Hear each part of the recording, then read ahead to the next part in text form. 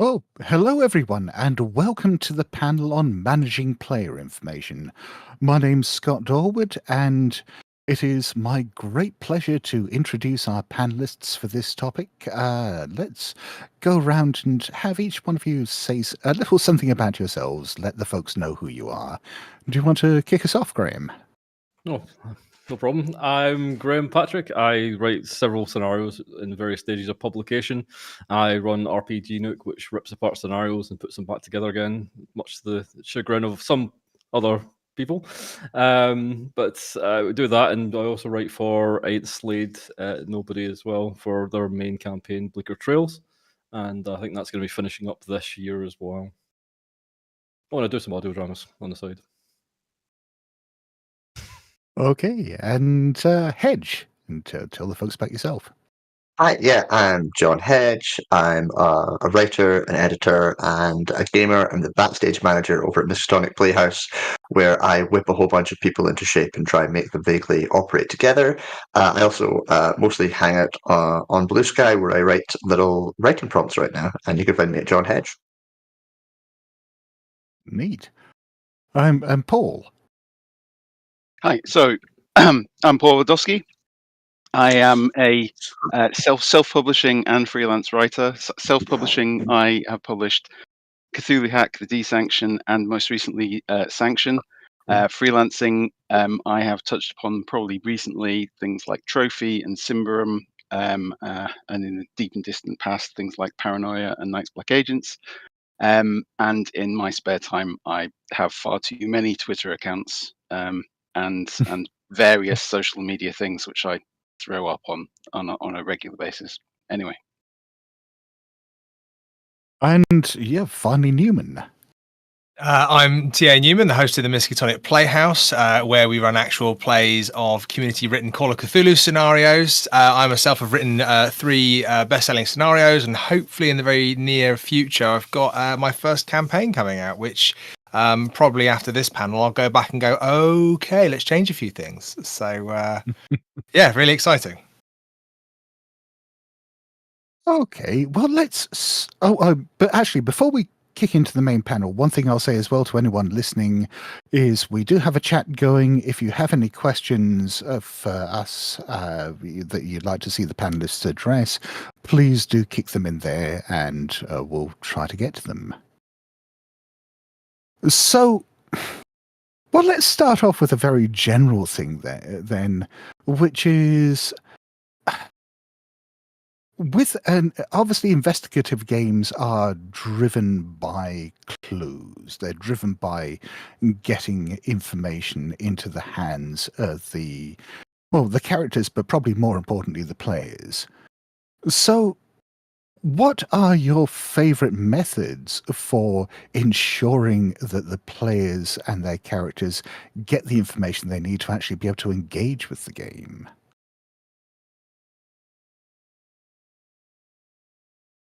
Can start here, I think. I'm probably, and I might get told off for this, going to split clues into 2 different kinds of clues. Clues that point them to somewhere else where you can continue the mystery, and clues that tell them more about what's going on, allowing them to uncover it. And the thing is, the most important thing generally within any investigative mystery is to signpost them to where they can go next. Hopefully they'll have 1 or 2 options. Maybe they'll only have 1 if it's a one-shot or a simpler scenario. The other one is this clue, which really tells you about the mystery, what's going on, helps them uncover it. And in those, what I like to do personally is I start with quite cryptic solutions, things that don't make sense, things that interest them. And over the course of the mystery, those clues can become more clear and more specific surrounding what's happening, so that they feel like as they're getting more clues, their understanding is growing and they're beginning to unravel what's going on in the mystery. What Hedge is saying, I like the breaking it into 2 categories. I read something similar in this one here, Hard City recently, which is a noir role-playing game, and the idea with that is similarly, you had clues that continued the investigation, and then you had clues that were distinct evidence. Now, obviously, that is about building a case to bring, to a court. But I suppose that idea of continuing the mystery and building evidence are still quite significant features. I would totally use both of those. I think early on as well. I think it's you can use clues to be atmospheric.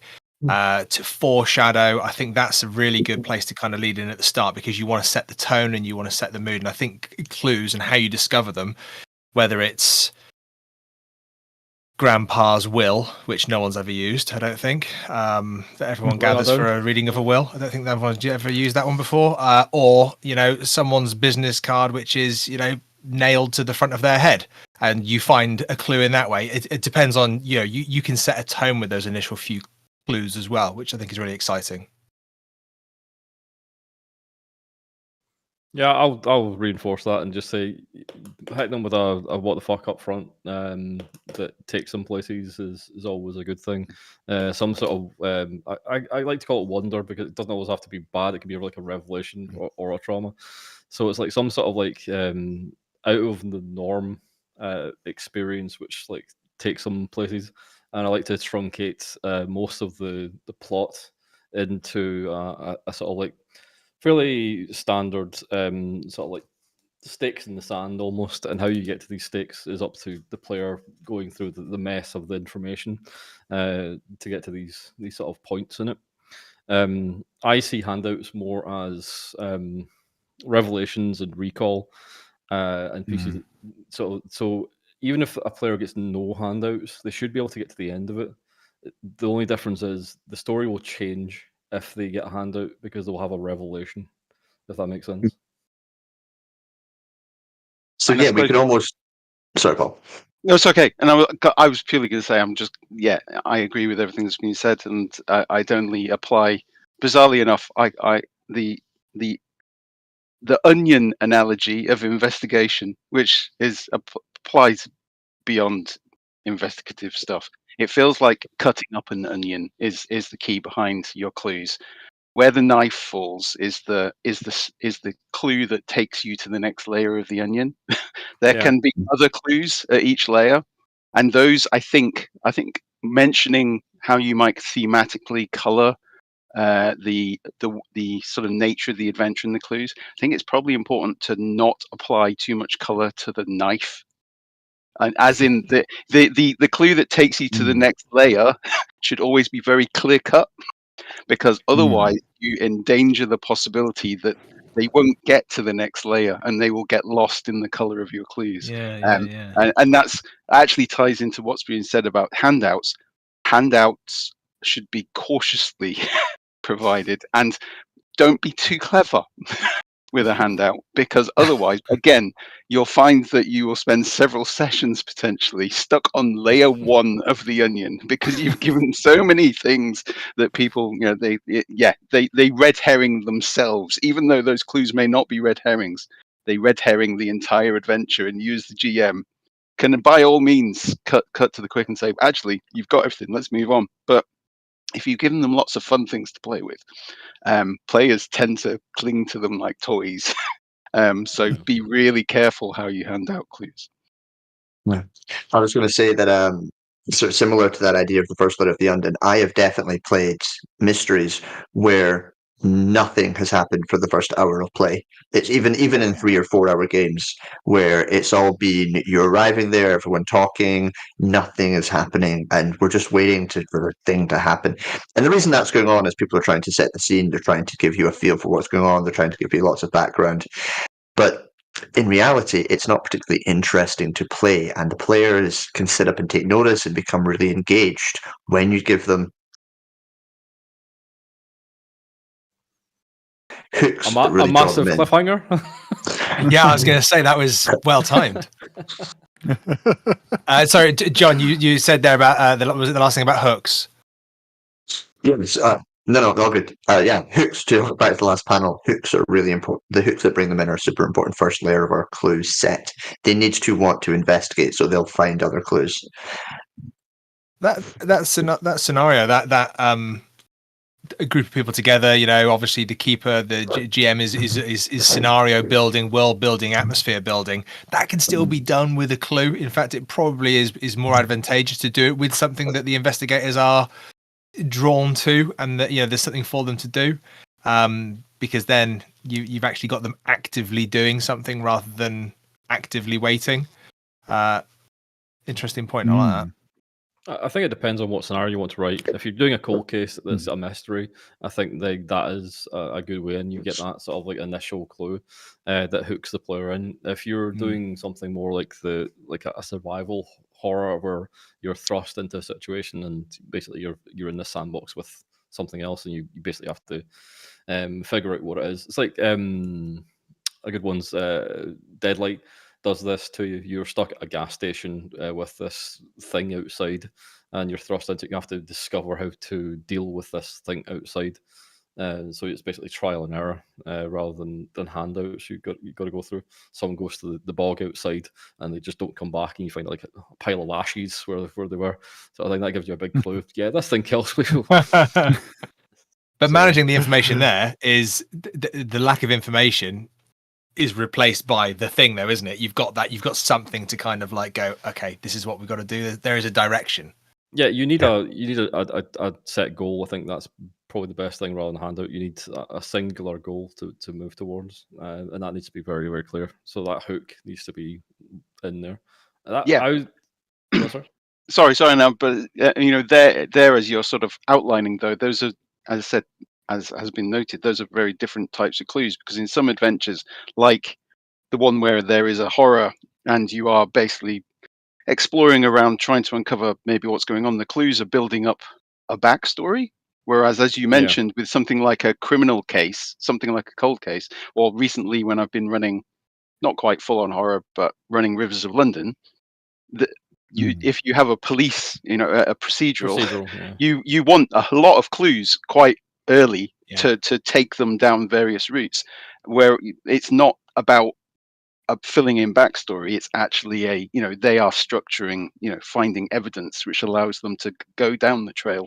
Yeah. Whereas with some horrors, you genuinely you could get to the end of the adventure and they still don't know what's going on. Doesn't mean they didn't enjoy it.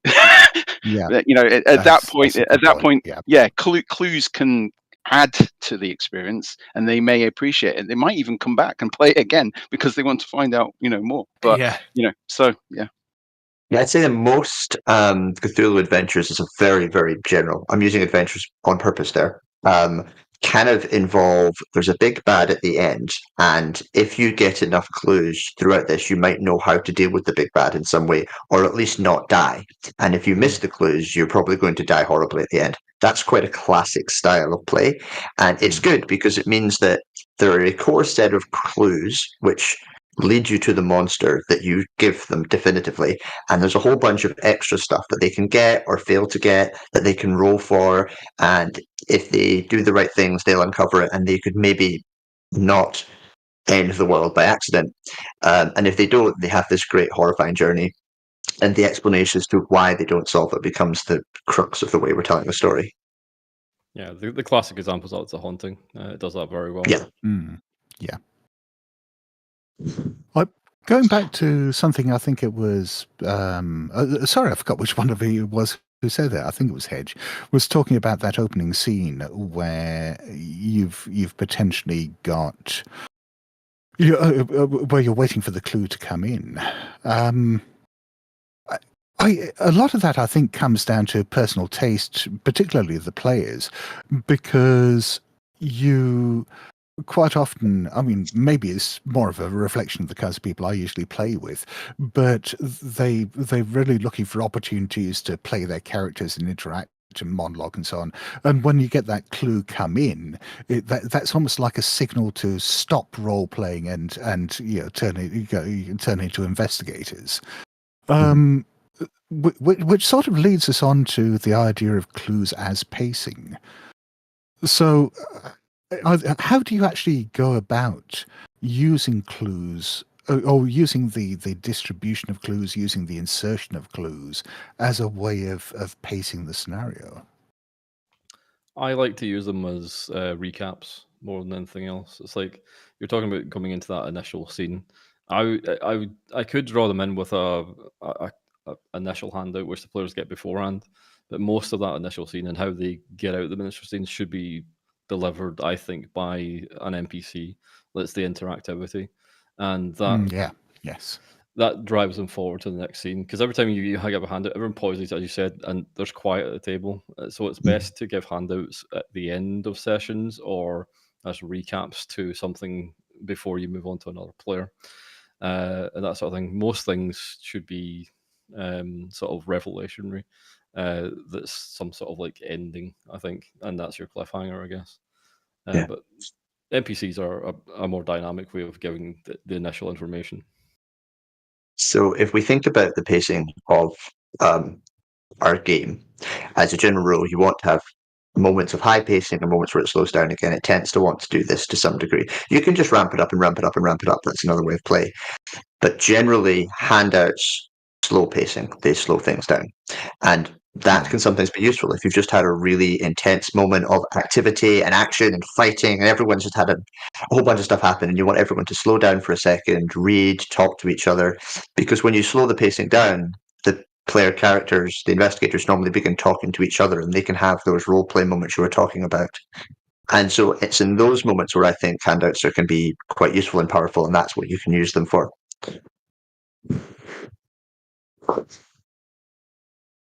Yeah, I agree that it potentially handouts are the biggest challenge to proper, not proper, but actually handling pacing, purely because of what you just said. The moment you hand it over, you actually generate a kind of slowdown. I've found I will try to encapsulate or effectively provide some an exposition dump of what's in the handout to quickly get it across as well, because actually because otherwise if you hand it to the players, unless you've got 4 or 5 copies or you're online and everyone can see it, if you're at a table, you hand out a handout and everyone then it gets passed around. You might as well have just called a 5-10 minute break, and and that's kind of what's being said here. If you have a fight, you have some kind of battle at the end, or confrontation at the end of which they find a clue that can, as you said, sort of allow for a breather. But I think pacing wise and clues, I think you need to be very cautious about the depth of the clue to ensure that that sort of wave structure of pacing of fast and slow doesn't go too high and too low, and you actually find that that you're potentially adding a kind of painful stutter to the adventure rather than a sense of progression. Yeah.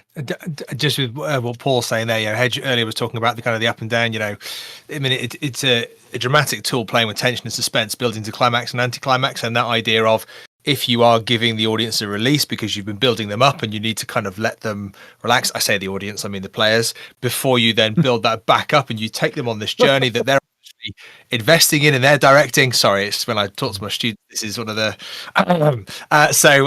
there's that moment. Paul just hit the nail on the head there as well. If you are in a moment where we talk about it in lessons, or I talk about it because I'm very visual, as an elastic band, when you've got your players, not your audience, and you kind of stretch the elastic band, you're building that tension and you hold that suspense. You've got to, it's then where you relax it, you can bring it back up. Obviously you go too far, you snap it, everyone loses interest. If you go too slack, no one's got interest. And it is about that elastic band kind of visual analogy there. But like Paul said, if you go, we're in a nice quiet moment here, everyone's in a cafe, what I'm going to do is drop a big handout here with exposition. It is a stutter because you're already at a lower level, but it's finding that lovely balanced moment where and I know that's a lot easier if you're returning to a longer run scenario or a campaign, because you have more opportunities, I think, to find those slightly more delicate moments. If you're running a convention scenario, hopefully you haven't got any massive handouts anyway, but what you have got concise, hopefully you're going to find that right moment. So I think not necessarily planning the moment to drop it, because you've got to be active and reactive as a keeper. You've got to kind of respond to your players. But identifying moments where you could land, I think one of those kind of big clues or handouts is really important, and I think very clever keeper prep. The only problem with that I see is you tend to find handouts in high tension situations most of the time, or at the very end of them. So you're breaking into a house, you're finding the information there, handing it into the revelatory scene. So you have the active scene and the passive scene, the sort of standard storytelling. If you're keeping it for the passive scenes, like you're not having the discovery, it has to be in the active scene that they find them, and then they have to pore over them in the passive scene. So it's that there's a disconnect there. That's why giving information with PCs, with NPCs, is a lot more handy, because they can be in the active scene and they can give you a rushed sort of like idea of that if you need to have like information on the sly. Yeah, I mean it links. Sorry. No, Sorry. go on. No, I'm saying it links please. into what you said right at the start, actually, about the notion of clues being a kind of a reminder. Yeah, and the analogy just now, almost of a TV style approach, an episodic, sort of approach to an adventure, is that you might have a revelation at the end of the TV episode or the end of the adventure. Make the handout something that you hand over at the start. Make the actual information of the clue of the handout something you deliver as exposition, as from an NPC or something at the end of the episode, but then hand it out as a fancy. Well, look, this is what you found last time. So it can be a refresher at that point. Previously on at the top. Yeah. Because in an episode of whatever, X-Files or something, you didn't get to the end of the episode, and then they'd stare wistfully in a two-parter at a piece of paper that they've just picked up, and you'd find information out, and then at the beginning of the second episode, you'd have Mulder sat there, whatever, with a file which just happens to have a picture of what they found and a report that's been written since then. So use it that way. Don't hand it. Otherwise you're killing the pace. More X-File references this week. It's good. I actually, my favorite way of dealing with this, I stole from Graeme, which is that you, in the action scene, you find the thing, but you then have to study the thing in order to get the information out of it. So you actually get the handout once you've done the studying, because those are your down moments where it's slower. It's something that I've used in my latest campaign, and it's something that I think I picked up from Graeme running scenarios for me and doing exactly that. I do that? Okay. Yeah. Yeah. Just because you find the handout at that moment, that doesn't mean that's the moment that you have to give the handout to the players. The characters have found the tome, but you give the handout relating to it to the players after the dust is settled. Yeah, I mean, you both make good points. I think two examples that come to mind is Masks of New York chapter is chock-a-block with scenario handouts. I think there's about 20 in that chapter, and it is insane.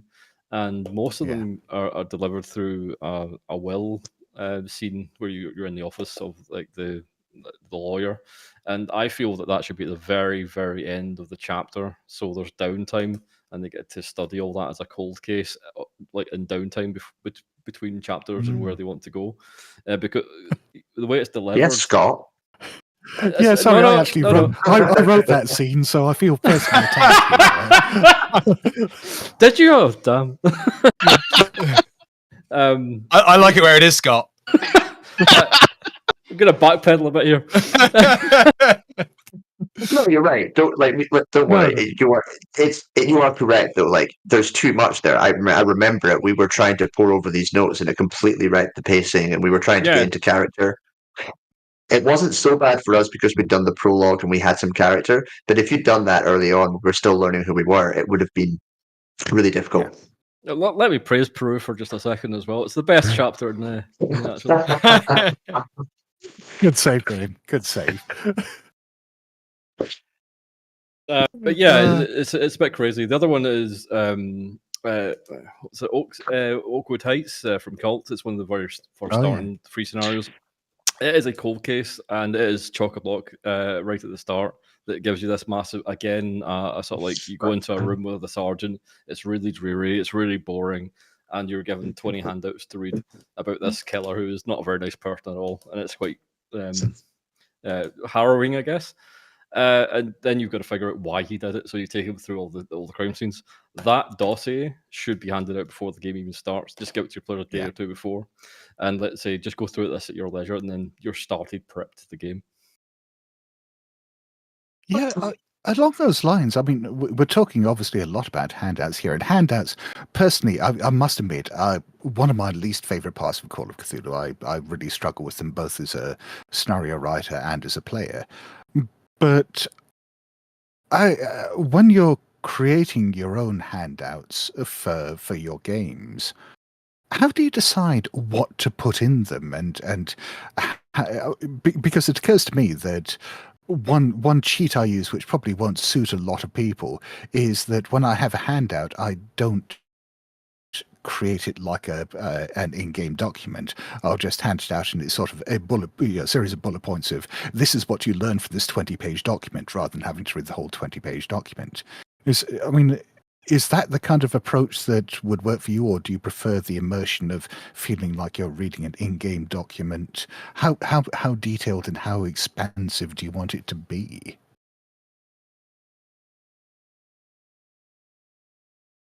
I've seen a few approaches to this. I know that many of my fellow creators love creating beautiful handouts, and I know that a lot of people are looking for beautiful handouts when they buy scenarios, and so I understand there is value in that.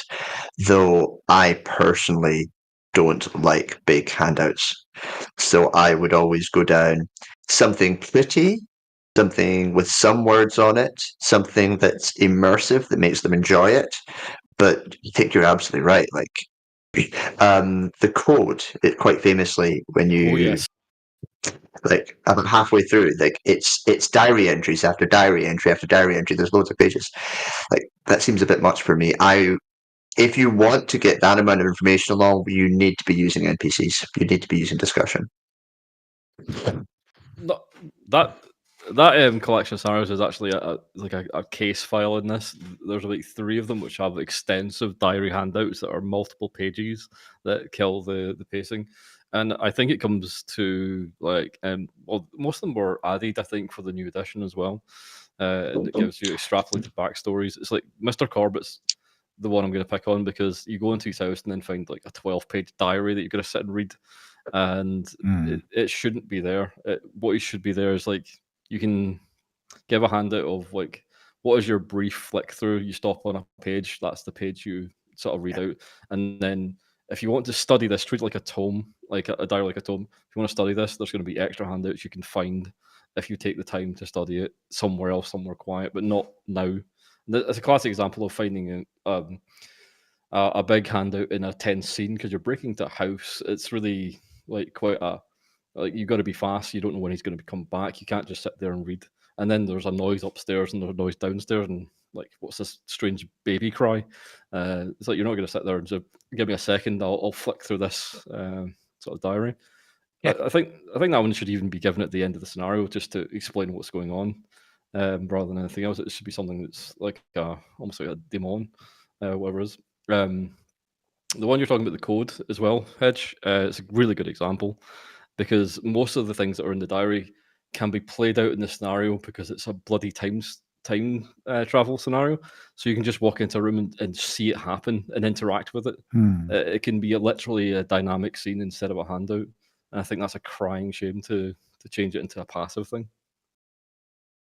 I would say I'm a bit of a fan of both. I do quite like the expansive handouts that I can pour over, especially if it's within my character's nature to kind of do that. But at the same time, I would fully expect that if there is a big handout, if there is a diary entry, like Scott said earlier, having that bullet pointed list of this is what you actually learn, that's wicked. Like, I remember being I was the really, really cool kid when playing Curse of Strahd who went and bought the book I Strahd so I could read the entire history of Strahd. So I knew, like, when we got the diary, I wanted to have bloody read it. I do know as well, I don't think Scott won't know this book, but Curse of Nineveh, with that there are 2 wonderful supplements that come with it. Each of them are monster kind of journals. Now, they're not like, you don't necessarily need them, but in terms of background and what they are and how beautiful they are, they are next level. But they are exactly like Graeme said earlier, that you said with the Cold Case with Oakwood Heights, that it could well be a dossier that you get, and you get the investigators to pre-read it before play. That is I love that idea, and I think I know that would turn a lot of people off. They'd be like, "What? I've got to do homework before I play this game." But for me, I'd be like, "Oh my god, give me the bloody case file. Let me rip down the bedroom wallpaper and put up a pinboard so I can bloody map it out." I love stuff like that. But I think that's the side of me that, you know, I've played in some amazing games where we sit down and there aren't any handouts and it's just conversational, and anything you get is through NPCs or just through the keeper kind of explaining it to you, and there's very limited, what I would call that kind of over the top Newman characterization, and they've been some of the best games I've ever played. But then I've also played some where it's been blurring that idea of we're playing a role-playing game here, and there's almost this kind of drama that's interacting with it as well. So I think I'm going to comfortably sit on the really spiky fence for that one. Well, and also, what you were talking about there with the book handouts for Curse of Nineveh, the ultimate example of that from any published example I've come across is Beyond the Mountains of Madness, where at some point in it, you can get a handout. Well, the handout isn't actually in the text of the scenario. You have to source it from elsewhere. But the handout you get is Lovecraft's novella, At the Mountains of Madness, this 45,000 word novella. And I mean, you're clearly not handing that out to the players at the table and sort of say, right, okay, read this, and we'll start the scene up again afterwards. Like watching the film Seven, and someone saying, "Could you just read the Bible before you watch it?" You better. I was going to say, surely that's trumped by Ken and Gareth's Dracula, for the Dracula dossier, where there's which is the entire text of Dracula and then some, effectively, is a book that's that thick. Which, admittedly, again, there's no necessity to provide that to the players in session and get them to go through it, but it's one of those things where it's in the backdrop.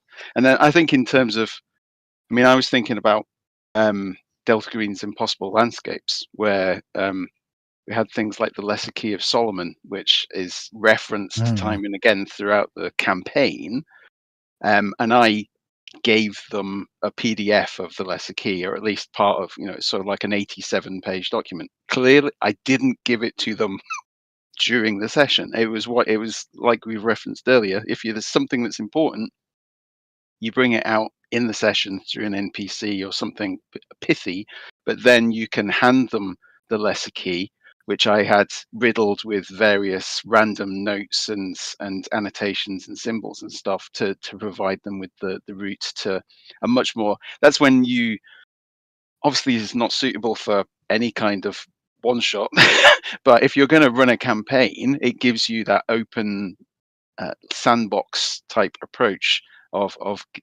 providing clues as a means to allow them to feel like they can go anywhere. I mean, they can't go anywhere, let's be clear. But I mean, it gives them that sense that the world, gives them that depth and sense that the world around them is a huge place, which in games which relate to the mythos, for example, you want that sense that there's something enormous going on, and there's no chance you're even going to be able to comprehend even a morsel of it within the landscape of the adventure that you're in. So actually, a very good way of highlighting a tiny bit of text in the sea of it is to annotate and highlight from a character's point of view. That's quite clever. Yeah, I was just about to ask about that, because it strikes me that where you do have these, and I mean, I'm not talking like book-size handouts, but where you've got these expansive handouts like diary entries or pages of letters or excerpts from books, it could be incredibly easy to go through all that and just, as a player, because your attention is limited, skip over the bits that are actually essential, that are the purpose of you having that handout in amongst all the colour. Are there any techniques you can think of, and this might extend to clues beyond handouts, for drawing the attention of the players to these important bits without you just standing over them with a sign sort of saying, this is the bit you need. A bookmark. Yeah. Bookmark. It's simple, but why not? Yeah. I mean, Oh, yeah. If you're gonna actually give them a physical book, have it with a bookmark. By all means, have the or a ribbon or whatever, or a really prominent blood stain if you or whatever it might be. The rest of the book can be. Or this is the page the book opens at. Yeah. Yes. Oh, it falls open, Sorry, Paul. Yeah. So when you hand it, by the means, hand it to them with it open. Yeah, so that they see what and then they can explore it, and they will explore it. They can. I mean, I've handed out what was effectively a single page handout, double-sided, and really there was a key clue, but it didn't then stop somebody from staring at it for an hour, trying to eke out every possible detail from the the physical appearance of the handout and everything that they'd passed to them, but the core of it was very obvious from the get-go. It's genuinely the bookmark, the highlighter pen, the page that we've just been handed at, and then allow them to swim away in it.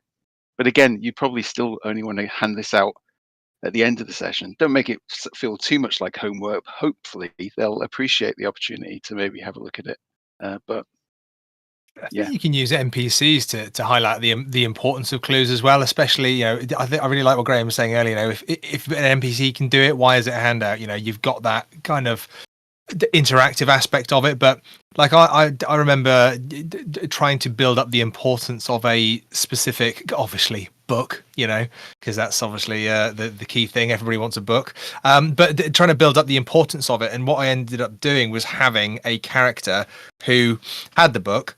They didn't know its importance, but they knew it was important to the other parties that wanted it. So it almost started a bidding war. And that kind of created over a few scenes, because it wasn't something that they needed. It wasn't something that they had to get. It was that idea of now's not the right time. But there was a series of interactions which eventually led to, I suppose, for the investigators, they knew the importance of it. They knew a little bit of what was going on inside it. They knew the guy who had it had no. They just knew he wanted money for it, and when he was able to kind of give that over, I think that those interactions allowed the investigators to almost prepare themselves for the handout, so they didn't just get dumped with a book. They got a book, they found out a bit more about it here and there, and they kind of knew that there was one little bit in a chapter, in a verse, that they had to kind of look at. So when they get the handout, that's all they get. But it was the build up to it. You kind of, I suppose, this retrieval practice before actually getting the handout, so they know what to look for when they get it. I hope you ripped the page they wanted out. Yeah. I'm going to point out what is probably a very, very common mistake for less experienced GMs, which is to only give a clue once. If you want them to get a piece of information, you might have to give them the clue more than once from a different location. It might be that they ask one person, they're told to go to the lighthouse, and they go, oh, I don't want to go to the lighthouse. But if you give them another reason to go to the lighthouse, and then another reason to go to the lighthouse, normally by the third or fourth time, they're kind of going, I think we need to go to the lighthouse. At which point in time, that's when you put them in a box and send them to the lighthouse if they're still not going. But the idea that you can repeat clues, so if you do have, say, a clue hidden within a book, hand it to them, but then also the next NPC they talk to might give them the same piece of advice, which they then go, oh, that was in our handout, and just repeat it until they make the connection. Because one of the things that can be very difficult is this idea of as the GM, I know the answer, and I get annoyed that my players can't figure it out. And that's because I have complete information and they don't. And so that imbalance makes us think they're idiots when actually they have no chance of doing this. And so just repeat the clue. If they don't get it the first time, give it to them the second time. That's for important clues and stuff you really, really want to highlight. Just keep handing it to them. That's the simplest way. The pumpkin is green, Scott. But how do you balance that between I'm with you. I mean, I've GM'd for groups where they're not very good at picking up on subtle cues, and I've had to be really kind of blatant with clues. But how do you balance what is fundamentally investigation and problem solving, which some groups really get into, with making sure that they get the information that they need to continue without it just feeling like you're forcing them down a path, like you're railroading them? Well, that's back to your hooks and motivation, really, in that sort of sense. I do agree with what Hedge is saying, that you do need to sort of like reinforce things. I do think it's the purview more of the keeper than the scenario writer to do that, though.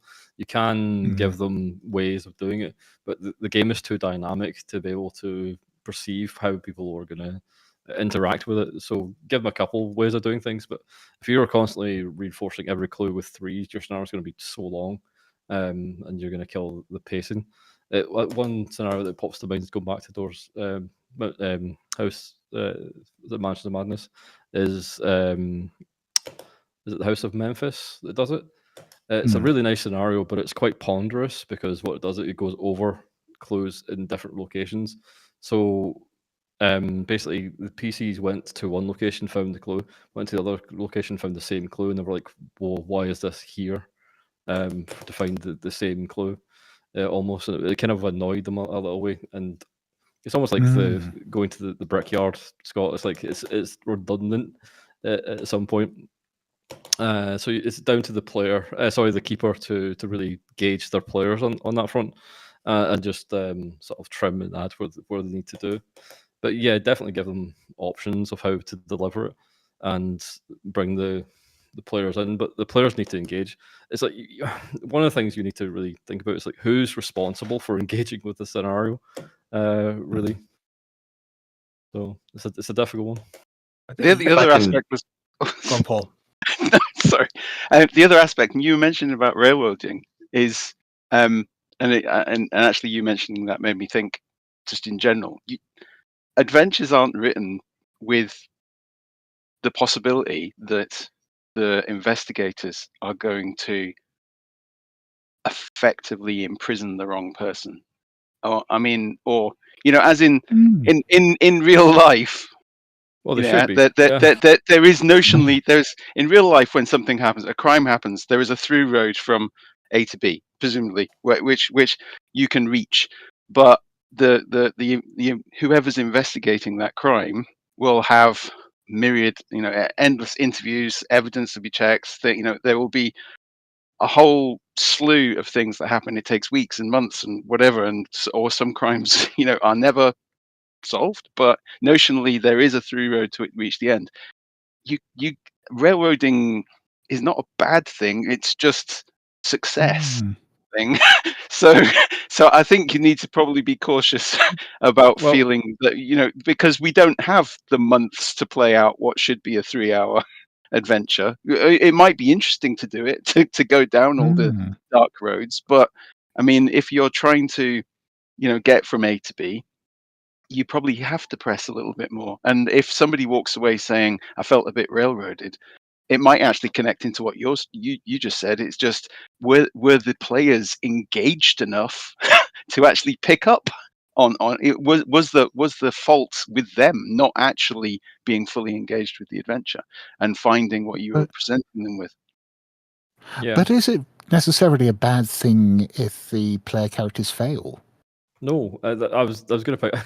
I was going to pick up that everybody's got their own truths, and it doesn't have to be the correct truth as well. It's like there's the ultimate truth of what really, really happened, but that is coloured by perspective.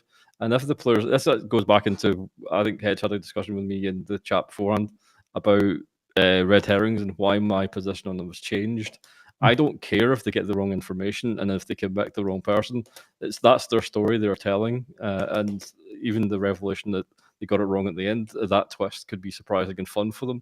That ultimate truth of what the scenario is doesn't matter if it's hidden or revealed, and that's why I tapped this sort of through road trunk of the scenario that they can always follow, and each handout they get will change their opinion or position on what's happening more than like being a roadblock or a bottleneck to progress, sort of thing. They should always be able to run to the end without a handout, I think. So I think one of the things that's really key for us to maybe pull out of this discussion is that there's more than one way to play. If you are playing the investigative mystery and the players are looking for the fantasy of solving the puzzle, then you have to make it clearer and clearer and clearer throughout so that they can feel that reward, because that's what they're expecting and that's why they're there. However, that's not the only way to play. I am put in mind of, now, was it called Science, Scott? That you ran it for Ain't Slade. And Yes. you set up an adventure for this group, and they just went so sideways down this complete utter tangent, which I assume has nothing to do with the adventure you were planning on running at all. And it's brilliant. They offer great fun. Yeah, I mean, don't get me wrong. That entire thing was improvised. I mean, I threw out this hook and thought that they'd follow it, and yes, you're right. They went off a complete tangent, and they never actually ended up resolving the question that started it all off. But as far as I was concerned, that didn't matter at all for this, because the only goal was to get them involved in entertaining situations and give them the chances to completely screw themselves over, and they did that. So win. Yeah. So I kind of like, one of the reasons I want to pull that out is it's a really good example of just another way of playing that's really enjoyable. And knowing, and this comes back to, what are the players looking for? Talk to them, understand your role as, are you telling a specific story and finding out how that story ends? Are you creating a sandbox to let them run around in and let them tell their own story? These are the sort of things that you have to be able to answer, and there's more than one way, and almost everyone's going to tell you which one they think is best. The one I think is best. I think just, again, I think length of games is really crucial to this, and I think that's kind of a part of what Hedge is saying as well. The type of game, and the length is key. I think there's a brilliant stat on the investigator sheet called intelligence, and I think sometimes if someone's looking at a handout and you've got a 2 hours left before you do something, you can get them to roll on it, and they might fail, but at the same time they might not. But if at any point it's affecting the kind of the enjoyment of the game or the progression of the game, and as we all know, in today's busy world, we do have lots of kind of time constraints in our real lives, let alone our investigator lives or keeper lives. It can be something. Of course, it can be a bit of a cheat, but at the same time, it is a stat and it is there. And we roll for other things. We're not giving. We're not kind of saying, well, actually, we're going to do a jump now. Can you just, in the background of your screen, can you just jump, and I'll just see how far you can jump? The stat's there for a reason. We roll it because that's for the investigator. So Newman, I think sometimes we can kind of do that. I can jump really far. You can jump really far. That's why I always want you to roll the stacks. It's never as good as yours. I thought you'll find I've got a 3-inch vertical leap. Thank you. That's a really good point. Sorry, go on.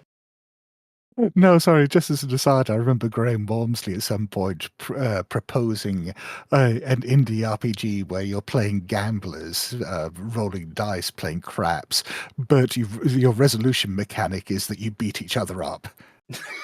Okay. That's random. Yeah. I think, you're definitely right. It depends on what you're wanting to play. I think let's come back to the Delusion episode of Good Friends, actually, Scott, and the difference between what you and Matt were talking about. It's like he was wanting to get to the end of the plot, and you're wanting to tell the player story, and they're two very different styles of playing, both concerned with time. It's an interesting one to put in. Idea rolls, though, are something I think are misused and underused and not very well understood. That's something to talk about. Can you expand on that? I'd love to know your thoughts. Well, me? Yeah. You proposed it. Thanks. Yeah, true. Okay, idea rolls are basically when the players are stuck and they roll an idea roll. And I think some people think it's almost like a failure. If you're rolling an ideal roll, it's like you failed in some ways as a keeper, but it's there to just put players back on track, and you can fail it. But what it should do is bring in a floating event, basically, that it comes to the players. It's something that's served to the players almost, in my mind anyway.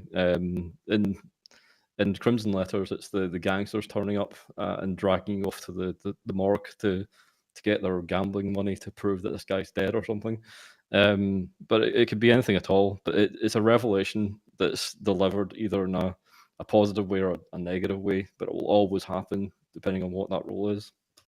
But it'll put them back onto the track of the plot, but not the story, sort of thing. You know what I mean? The scenario plot. Yeah. But I think that potentially goes beyond just making intelligence rolls or idea rolls to try to puzzle stuff out. Because I remember, one of the most unsatisfying convention games I ever played was one where there was an in-game puzzle. It was a straight kind of word substitution puzzle, and we were given a handout, and we had to just sort of sit there in real time and work all that out. And really, ideally, that should have been an intelligence roll to just be able to solve it, because I sat there for 20 fucking minutes just doing all this. And that's not why I play role-playing games. I play role-playing games to role-play. But but beyond that kind of extreme example and making the intelligence roll to work out what to do, how much is interpreting clues and finding clues a mechanical thing within the game, or how much of it is a role-playing thing? I mean, a number of you have talked about interacting with NPCs and doing that. So, for example, when an NPC has a bit of information that the player characters want, do you always put that down to a roll, or are you quite happy to let the players just role play that out and see whether they can wheedle it out before even touching the dice? I mean, the thing about that, actually, and this relates to previous questions, depends. So if you are writing an investigation for other people to use, it feels like you need to actually list or have a easily accessible list of clues, which would guide things, and allow the GM, keeper, whatever, to determine how they access that information. Because as a GM, you have to be cognizant that if you are, for example, playing with a regular group, you will know what sort of game they like to play. You will know that you have a bunch of, burgeoning thespians who are desperate to, do everything as a in-character conversation, or That's you'll my have game. people.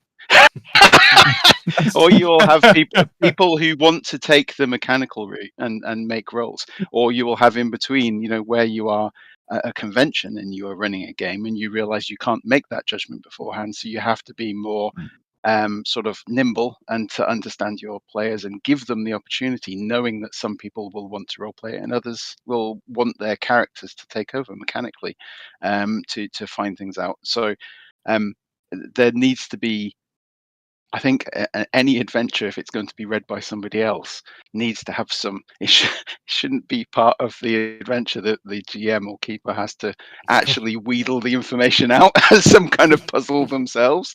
But to make it easier for them then to present it at the table in a way that is more easily digestible to the players that they are facing.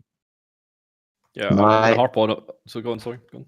No, I was going to say my least favorite way of dealing with this is the player comes up and says, "I'm going to try and charm this NPC," and then rolls the dice. That's definitely, for me, that's the worst. Absolutely. Yeah, before you even said what the scene is, they'll be doing it as well. It's very I excitable. put all my points in charm. It's It's just which is totally fine. Okay. In that case, you have to have a conversation with the NPC and be charming. And when we get to the key point in the conversation, when it could go either way, that's when you make the roll. Yeah, the roll is on the risk. It's like how you're basically stacked your deck, and then that's your result. Yeah. You're definitely right on that. I would split it into two ways. It was like, again, me and Hedge had a wee bit of a back and forth with this in the pre-chat. When is good to have a roll, when it's good to deliver the information without a roll. And you should probably have on based on how relevant the information is to move forward. If the information is dire and you really need it, it should be a roll that's attached to it. It should just be handed over, but you can color it in certain ways with the attitude. So if, say, Hedge comes in with an attitude and says, Hoyt, give me this piece of information, and I say, well, I'll give you this bit of information, but I'm going to withhold a tiny bit of it that might be relevant that will cause you some headaches down the road.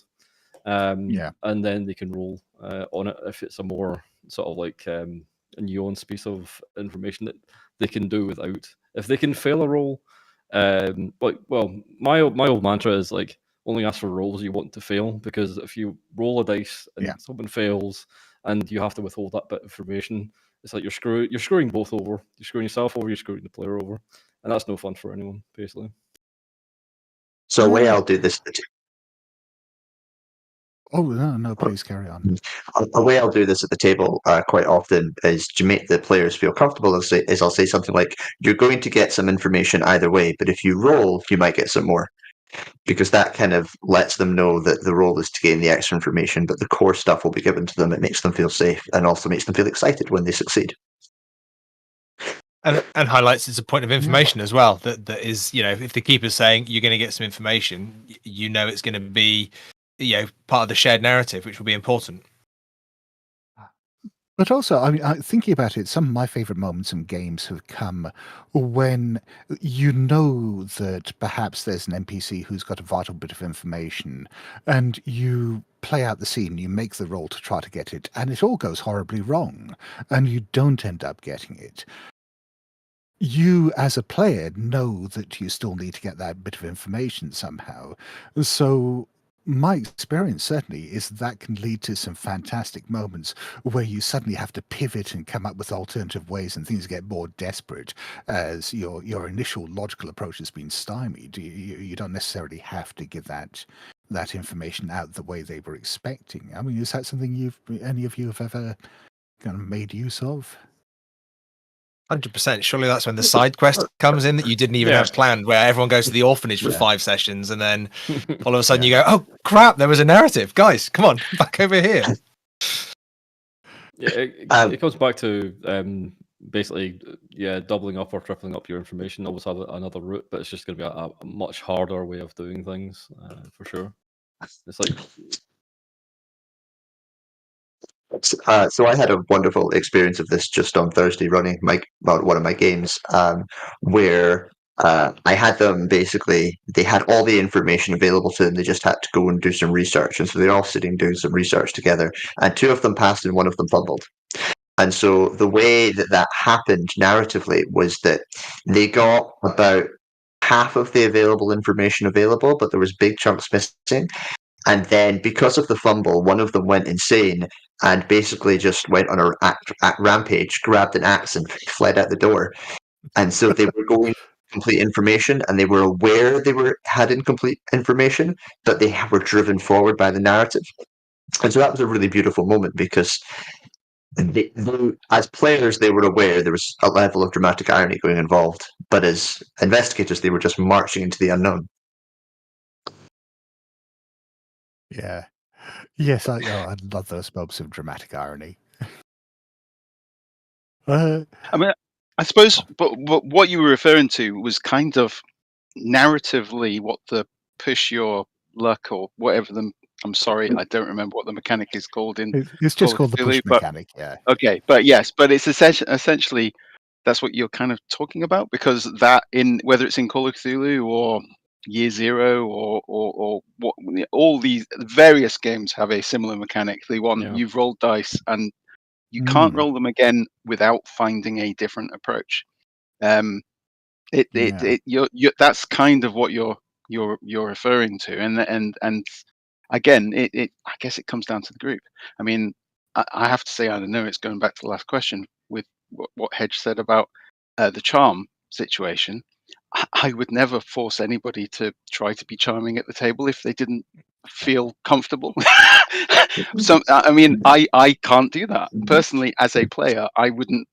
I have to make the roll. I'm not going to sit there and pretend to be able to know how I would charm information out of somebody. I might suggest as a notion of what I would want to do. So I might say I can see they've got a considerable book collection, and so what I try to do is somehow that's my angle, how impressive their library is or something.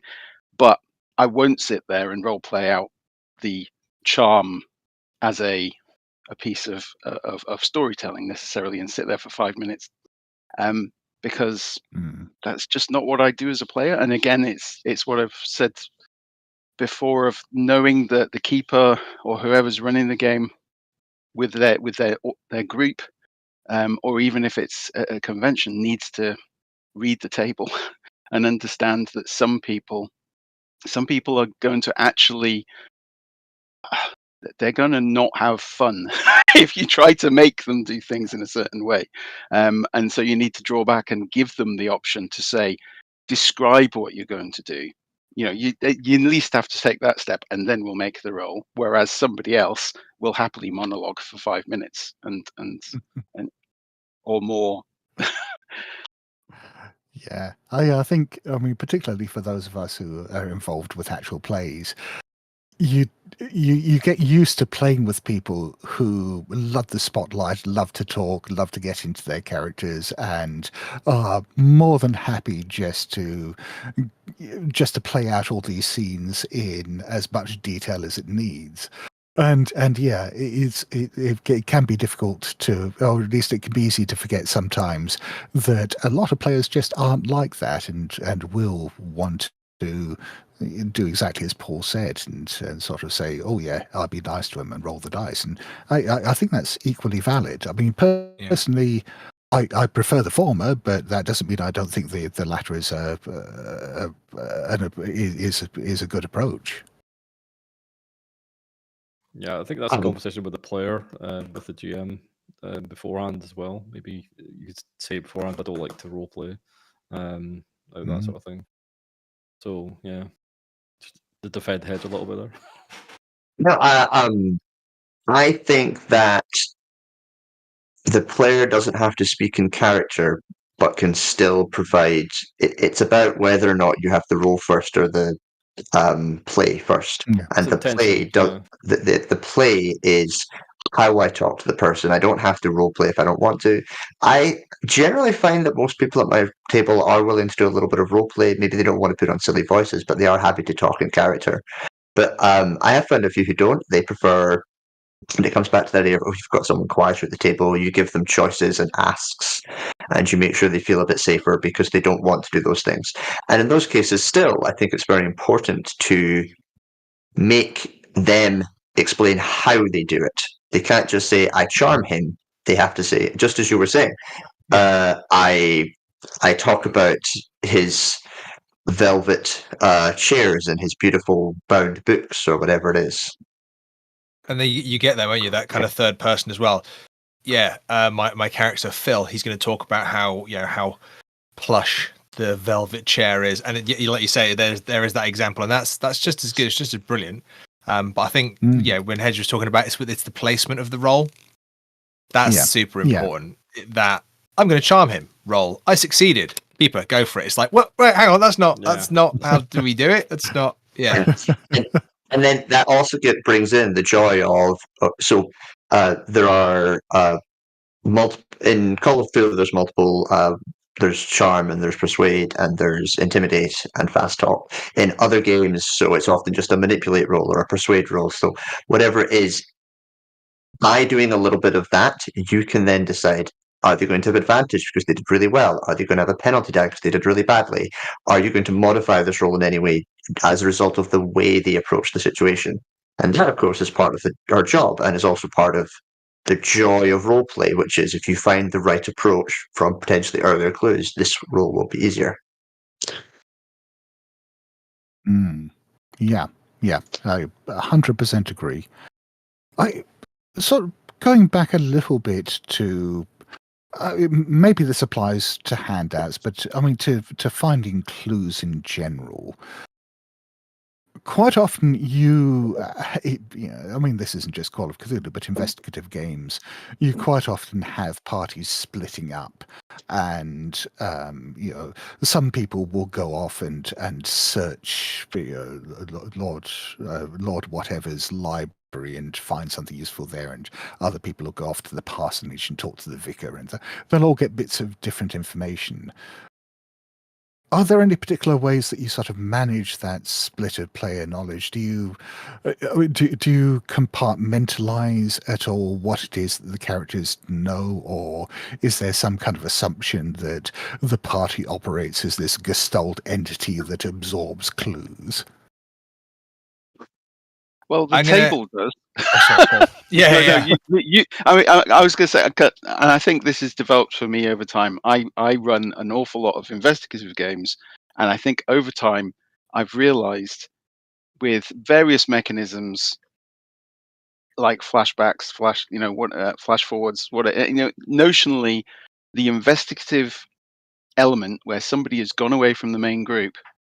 If you can imagine that to be a flashback, then everybody already knows that information. So when they're in that situation, other people around the table, nobody likes a board game which involves a miss your turn mechanic. And at the same time, while you will have in role playing an opportunity for people to have their spotlight moment, it would be horrible to force people to just cover their ears, leave the room. The old style of literally leaving the room and to having a quiet chat with the player while everyone else is sat around the table.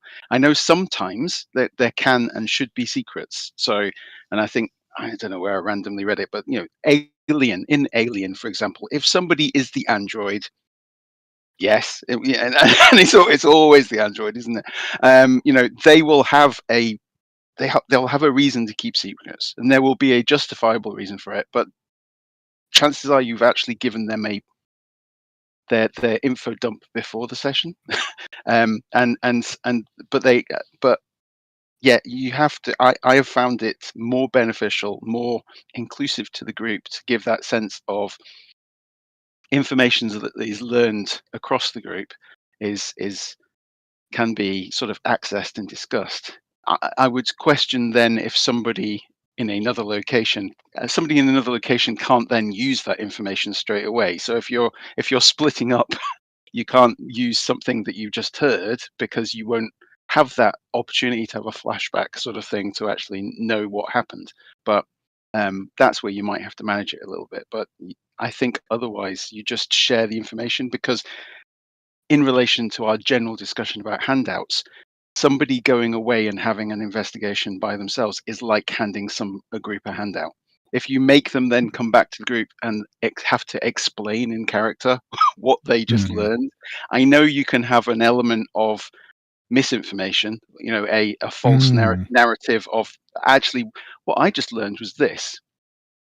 You could do that, absolutely. So if somebody we go back to the android. If you just had a scene, the character could come back to the group and the player then seeds them with misinformation because he's going to explain something completely different. But at the same time, you could also say, if there's no need for covering things up, then they come back to the group, and it's kind of like you heard everything. That's I'm not going to cover anything up. That's exactly what happened, and that's everybody else doesn't have to sit through somebody's shorthand of a 5-minute personal scene.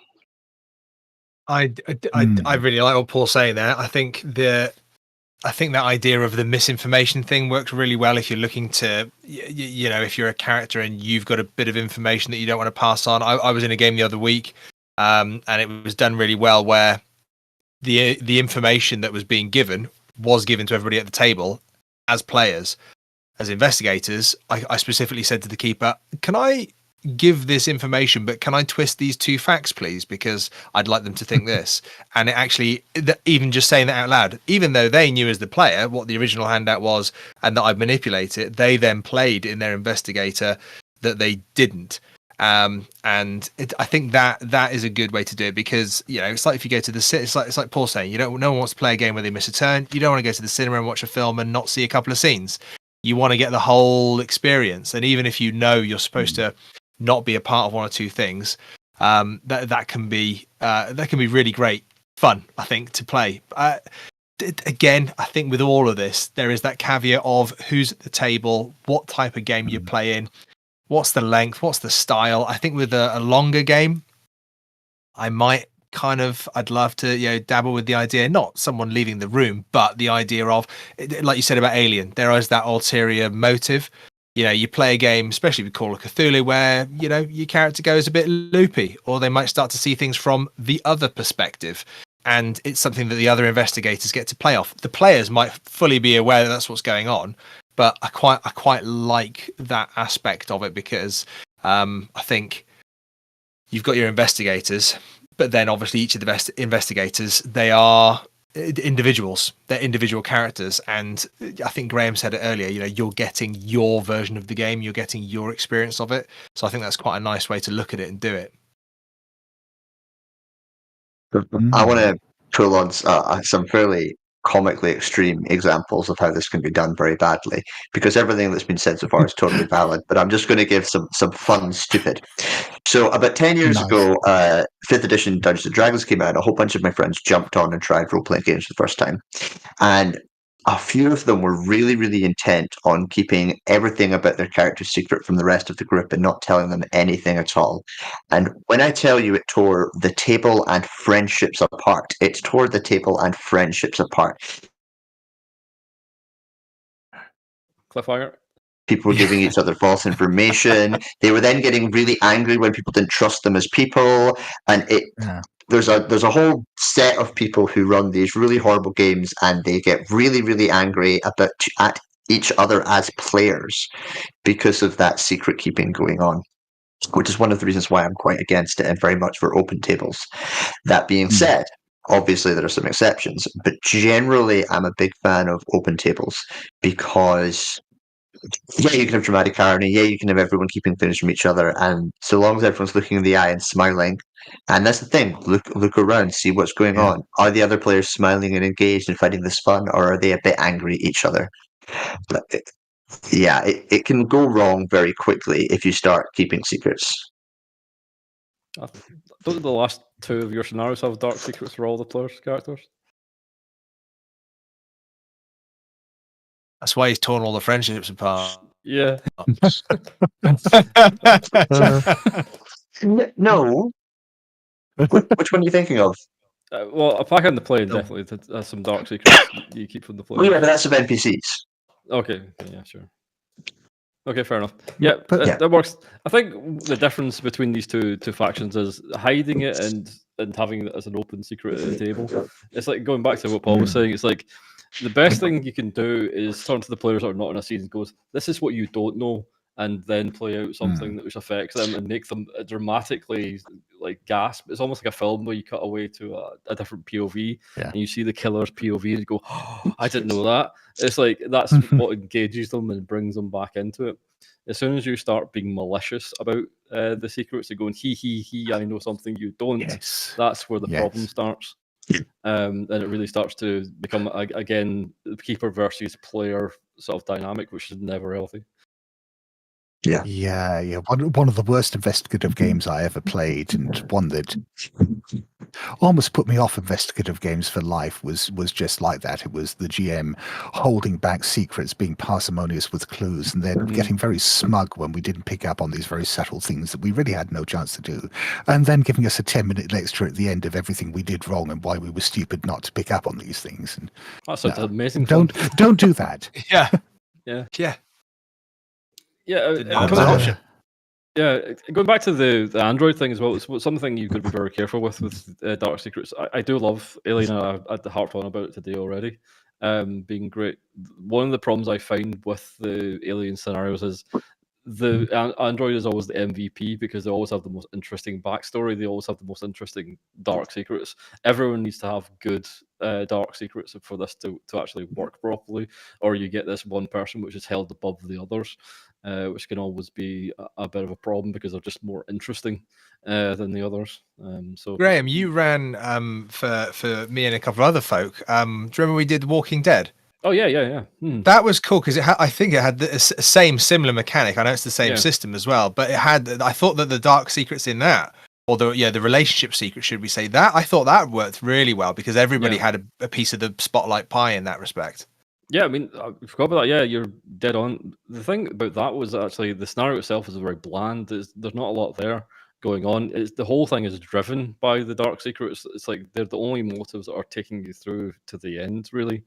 It's like your character was like your wife was taken and she'd run off with her lover, and you got to the end and she told you to basically fuck off, even though you were rescuing her. And it was like this sort of like dark moment. Sort of you're trying to rescue her and sort of get over this.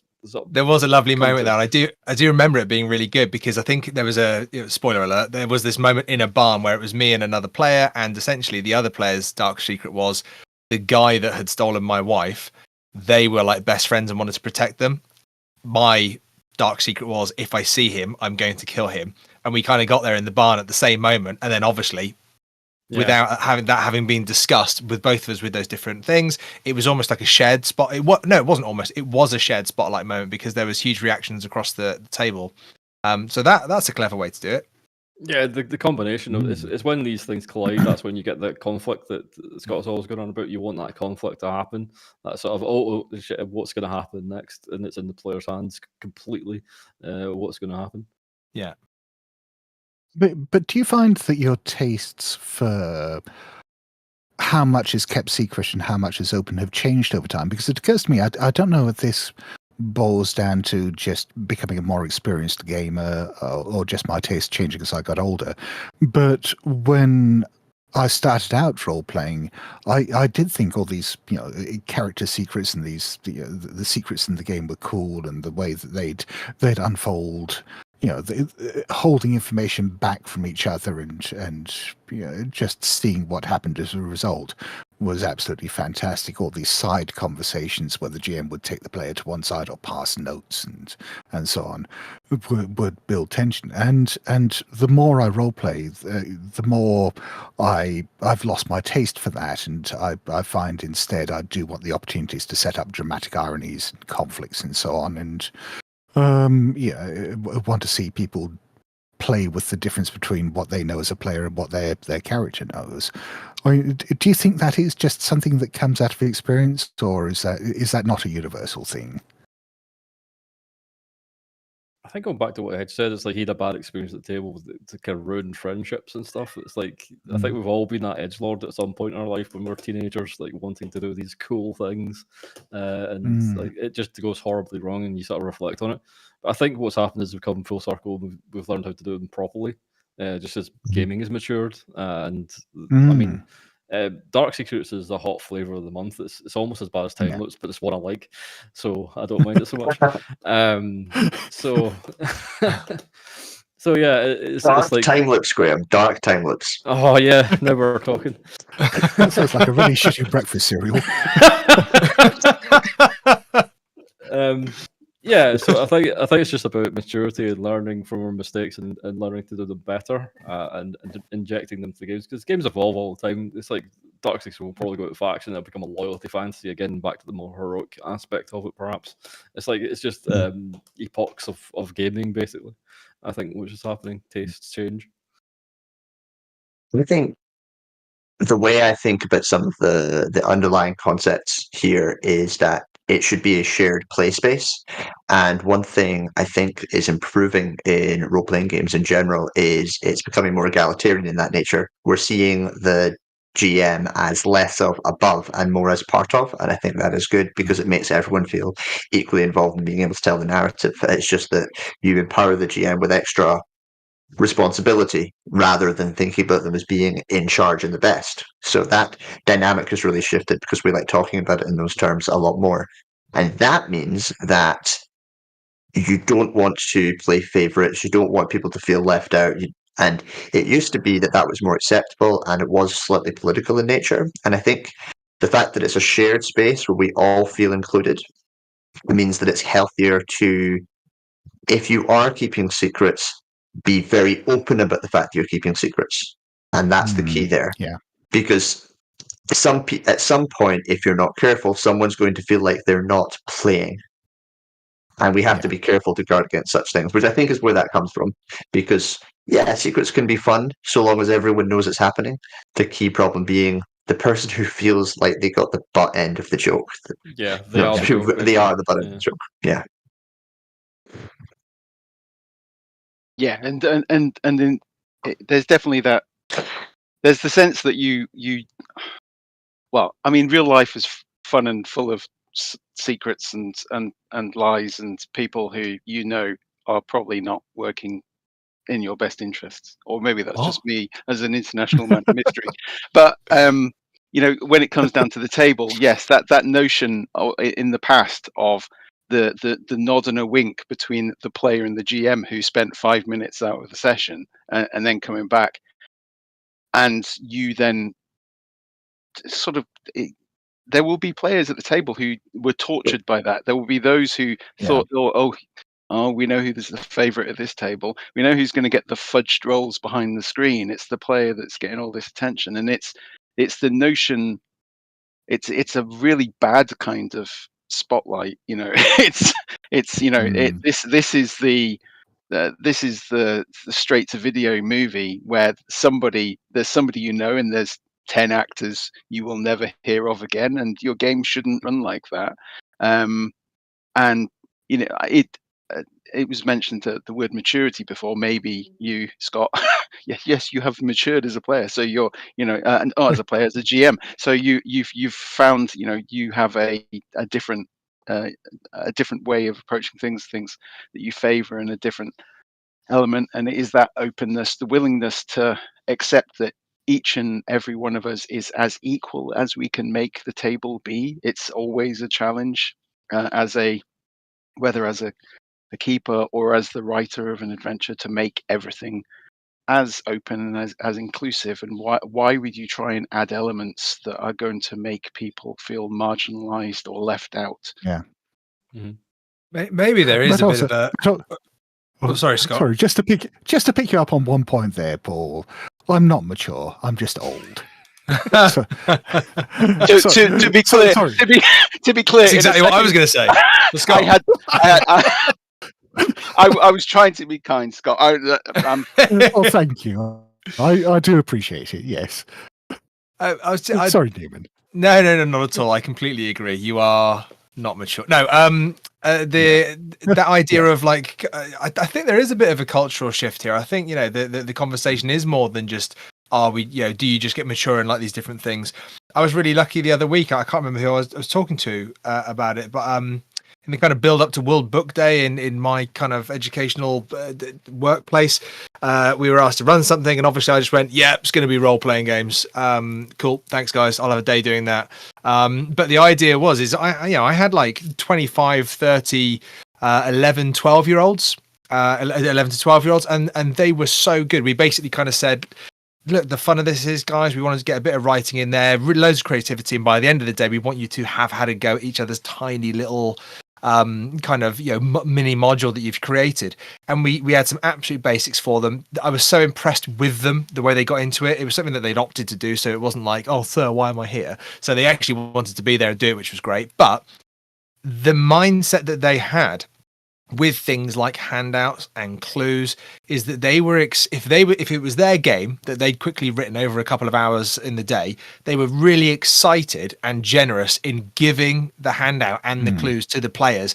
And you could see that the general atmosphere across the room, and it was an atmosphere, is that the keepers, the GMs, it was like Cthulhu light. It wasn't like too dark and horror, but the idea was, for these 11, 12-year-olds, was the atmosphere genuinely was they wanted each other to succeed, and there was no like, you're finding this out but you're not. And they were playing to, like, they had 2 or 3 people in their little games that they were doing, but they were just at the table almost instinctually, I think, because there was this like, we're a class, we don't want anybody to miss out kind of thing. And there wasn't a single moment of, I don't think, dispute. There wasn't a single moment of, well, hang on, what about? It was all very inclusive. I do think, working with young people quite a lot, that is also a bit of a societal thing, that there is like well, hang on a minute, what about me? And it's now become the normal to almost preempt that and make sure that people are involved and inclusive within that. Or at least that's the hope for future generations. Probably down to us getting rid of leaded petrol. Yeah. But I'm going to get a little bit meta for a second. So I do think that there is scope within that. Like, we're being egalitarian, we're being open, but we can't. That doesn't necessitate getting rid of all silliness, all banter. For instance, I famously bully Newman a lot. It's one of my hobbies, bullying Newman. It's good fun. But that doesn't mean that I don't check in with him regularly to make sure I've not gone too far and hurt his feelings too much. Although, admittedly, before the start of this panel, I did tell him to keep hold of that paranoia because we are all out to get him. So, like, the point I is, you thought we can agreed not to tell him that. The point being that we are role players, we have fun together, we can talk with each other, and you can push those boundaries so long as people feel safe. If they no longer feel safe, you can't push those boundaries, which is a really important part of that discussion. Yeah.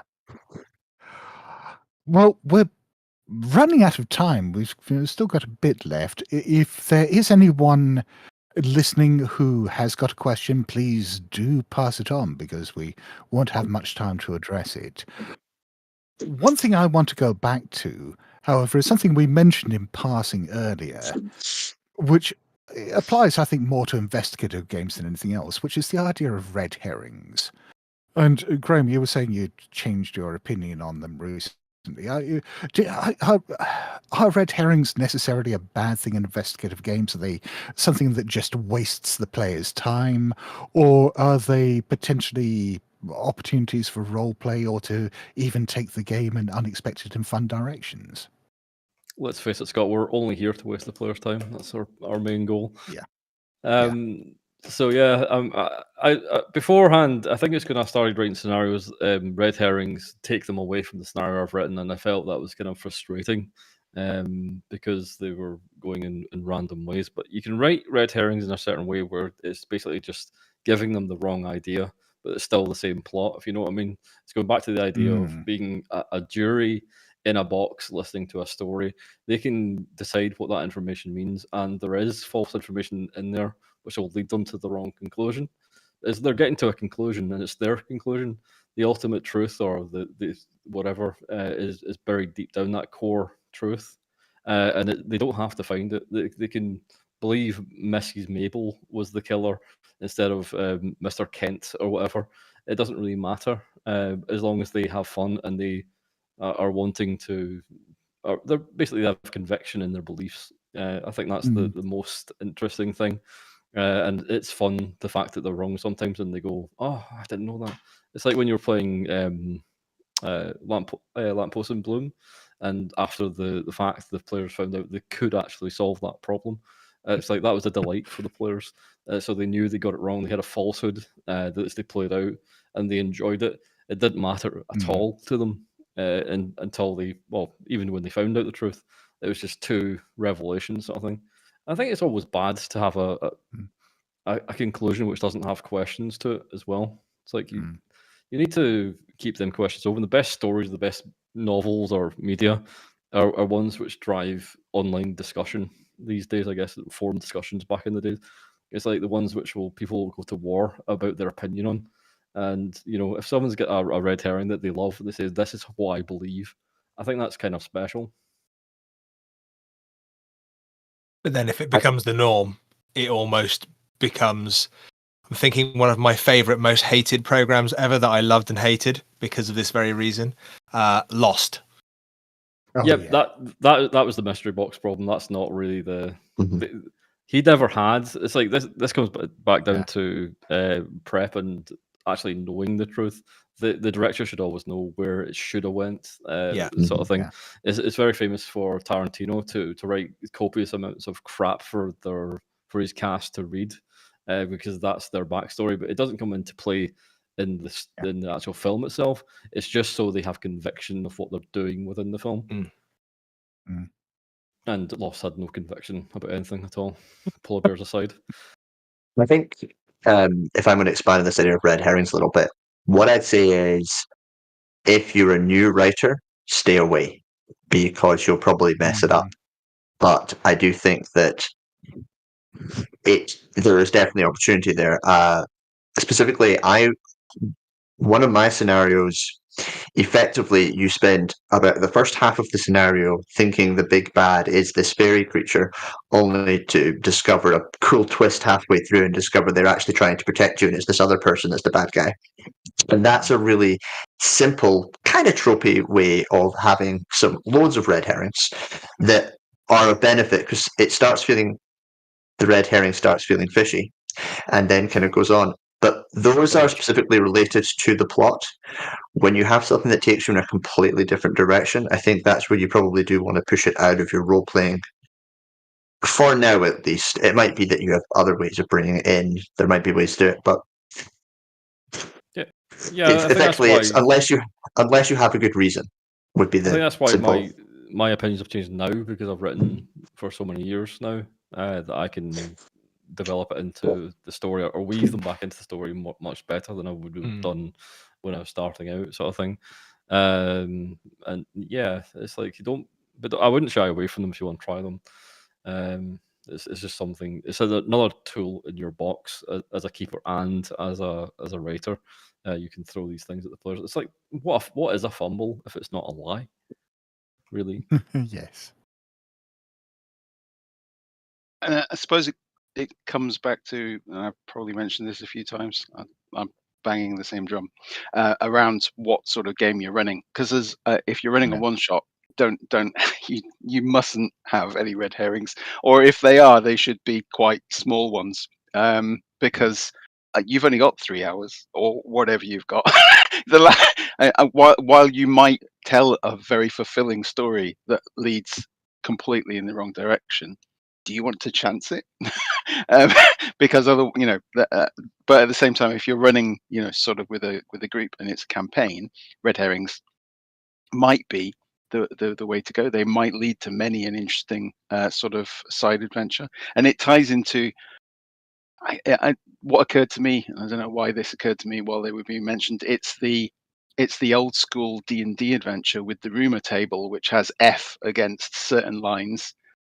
Those falsehoods can play into the game if you do them right. At the most simple level, it's thinking that the vampire is going to be offended by a handful of thyme instead of a bulb of garlic, because but not only that, but it's something that you've had to go out of your way to find. The red herring is that you've gone to a great deal of effort to get something that it turns out was it's of no help to you whatsoever, and you'll hopefully the players will enjoy the fact that they've stumbled and that's actually the fumble. It is they've literally fumbled their role, they've fumbled their thought process and ended up putting themselves in a harder position. But it's kind of like, and now weirdly my brain is running, it's like the fighting fantasy book where you realize that you there's a really hard battle at the end of it, and if you'd only picked up a certain item on the way, or you'd gone down to reference 246 instead of 57, that maybe there was something there that was going to make this really hard battle easier to win, and inevitably in the paragraph it will explain if you have the warhammer. What warhammer? Then you could have made your life a whole lot easier. Part of the discussion probably bleeds into the idea of Chekhov's gun, though, which is you do have to be careful if you do want to introduce these things that your players don't become completely obsessed by it. In Ain't Slave Nobody, famously, the player characters became obsessed with a big rock for half an episode once. Yeah. That's Chekhov's rock. Yeah. But those moments can be absolutely beautiful. That's the thing I think you've got to embrace in role-playing games, which is these moments where everyone gets something spectacularly wrong and the whole thing crashes and burns. You go down the wrong path. You fail to solve the mystery at the end and everyone dies horribly. Those are the stories people will talk about for years afterwards. The ones where they followed all the clues logically, didn't get sidetracked, and reached the conclusion and solved everything neatly. No one remembers those games. Yeah. I think you have to remember it's a game at the end of the day. It's not a story. It's not a film. Where you want your epic plots and stuff like that, you have to just understand or just resign to the fact that you kind of have to tell the player's story. For the most part, if they get to the end of your plot, that's great. But you definitely get these sort of sidetracks which will just go on forever. Sorry, I mentioned Impossible Landscapes before. There's an invitation to a party in Impossible Landscapes, which is received as a physical invitation, and there is a handout for it. And the handout is quite detailed. And when I ran it, the players, some of them were on Photoshop, zooming in. We spent 2 hours on that invitation. Wow. Now, to be clear, it was leading somewhere. The invitation was going to the next stage. The actual details, some of them were relevant. Others, we had discussions about, whether or not certain stains and patterns on the invitation were, a clue. So it was fascinating. That was definitely a clue, which itself was not a red herring, but elements of it definitely were, and that was kind of Nice. fascinating to watch, because as a GM, actually, I didn't participate for those 2 hours. Pretty much, they just sat there discussing this invitation. So that was a fascinating example of a clue gone awry. But that's when you've got them. Oh, They're invested in it, yeah, when they're willing yeah. to do that level of like craziness into Yeah. these sort of things. Can I set out a challenge for the next game everybody at this table runs, and for you at home, to get a piece of paper, spill a bit of coffee on it, and give it to the players at some point mid game, and just see what happens. Just see how long they actually spend with it. It's, I want to see if someone it's just a role goes, play. "What It's, the hell is it's a this?" role playing Rorschach test. Exactly. Yeah. Scott, there's a question on the chat. Do you want me to read it Yes. out? So if it's Yes. Yeah. So if it's a convention game where players don't know one another and it will only be a 4-hour game, how do you move it along so the players get engaged quickly into the game? The baseball bat. One each. Yeah. Sometimes that idea of I suppose it depends on the scenario, doesn't it? If you're running something where there's significant, backgrounds and personal connections between the characters, I think obviously probably talking about those early on are probably a good shout, because then you know where you stand with the other investigators. But I think sometimes, if you're picking up a lot of scenarios, investigative scenarios, the pre-gens, they might not know each other at all, and don't hide from it. I think that can be quite a good thing, but maybe before the game is kind of recognizing it and talking about it. Before you start, say, right, it'll be really, really helpful, I think, for all of us to make sure that we kind of invest in this scenario. If we share this idea of a spotlight, we encourage each other to get involved in different moments. Obviously, play your character, but it's the idea of, I think, just out of the game, making sure that everybody is aware of maybe some of the expectations of the game in a convention scenario as well, where time is tight. You want to make sure that everyone gets the best experience that they can, and I think transparency with how to play, or why you play like that, might be the way to do it. And don't be afraid to remind the players about stuff that they might have forgotten out of character, or stuff that they might have missed, because with convention games, quite often I'll put little bits on the character sheet that are pretty essential to that character's engagement with the game, or which I'm counting on to start knocking down a set of dominoes. And sometimes the players will just skip over that, and you have to be prepared, I think, just to sort of say, oh yeah, have you checked paragraph 2 on the back of your character sheet? Yeah. There's nothing more frustrating when you're waiting for a player to bring up something in their backstory that you know is relevant to a situation to put you forward. Hedge, do you want to talk about Mike, or do you want me to do it? With side plots and going off on tangents. I adore Mike.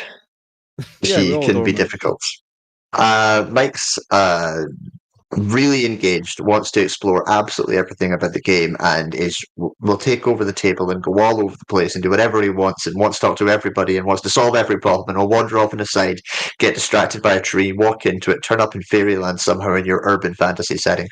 And it's just it's when a player really is excited and engaged, they can take over the table, and you do need to rein them in. You do need to think about making sure every voice is heard at a table, and you do sometimes need to interrupt them when they just can't stop talking.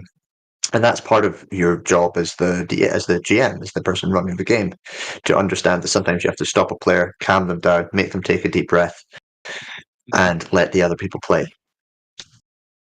Yeah, he loves going off on these tangents. Yeah. I don't think that might be a good uplifting point on which to end this, because we are pretty well out of time now. So sorry, Paul, you were just about to say something. I was purely want to going to have the last mention word here? the good old in media res type thing, which in some games you might have with a combat, but maybe with an investigation, if you're at a con, start at the first clue. Yeah, Yeah. that's a good one. So it's a case of just shortcut to the first pivotal moment. If it's a group of investigators stood in a room which is spattered with blood, with all manner of objects pinned to the walls or whatever, do start there rather than in the adventure, which might have all sorts of bits of lead up to it. Know where to cut into the action, and because we're talking about clues here, make it clue related rather than a fight something. But You are standing outside of the haunted house. Let's talk quickly about how you got here. Yeah, that's all. Yeah. Explaining The Uber took me the wrong way. Yeah, exactly. Yeah, it's pretty good. You say that, but I remember it's recorded so you can see it. I ran the Necropolis for How We Roll for a live event, and we were limited on time. We had, I think, an hour in which to play the whole thing. And the Necropolis has got a great opening, which is exactly that. You're there at the opening of this Egyptian tomb and going in. And I said to the others, all right, yeah, we'll start off with you basically just then going into the tomb. And so I basically just had to cut them off and stop them from role playing too much while they were standing around outside, because I had to get them in there somehow so that we didn't run over our 1 hour slot. So yes, even starting like that, it doesn't always work if you have talkative players. That's why Rena starts it inside the damn tomb. Yeah. Yeah. Most scenarios can. Sorry. I was going to. No, most I'm saying scenarios can skip the first scene. Yeah. Yes. Well, I think we are out of time here, so let's just wrap up then. If each one of you just wants to say where people can find your work, and then we'll say our goodbyes. Graeme. You can find my scenarios on Drive-Thru RPG. Just type in my name, Graeme Patrick. You'll find some there. You'll find me over on Eight Slay Nobody and on RPG Nook, where you can find videos with me breaking them down and sort of pulling them apart and looking at them. Fantastic. And Hedge? Yeah, I'm John Hedge. Come join us over at the Miskatonic Playhouse, where we play actual plays of community scenarios, and mostly you can probably find me on Blue Sky. Just look for John Hedge. Paul? Yep. So basically, just difficult as it might be, look for Paul Baldowski on Drive-Thru RPG and Itch, and Blue Sky. Also, justcrunch.com or allrolledup.co.uk. Fantastic. And Newman? You can find me pretty much on all the socials as TA Newman, or if you just contact the Miskatonic Playhouse, you'll find us there. And that's probably where I spend most of my time hanging out, is the Miskatonic Playhouse Discord. So yeah, come join in. Brilliant. Well, thank you all very much. That's been an absolutely lovely discussion, and I hope the listeners have found some stuff to take away from that.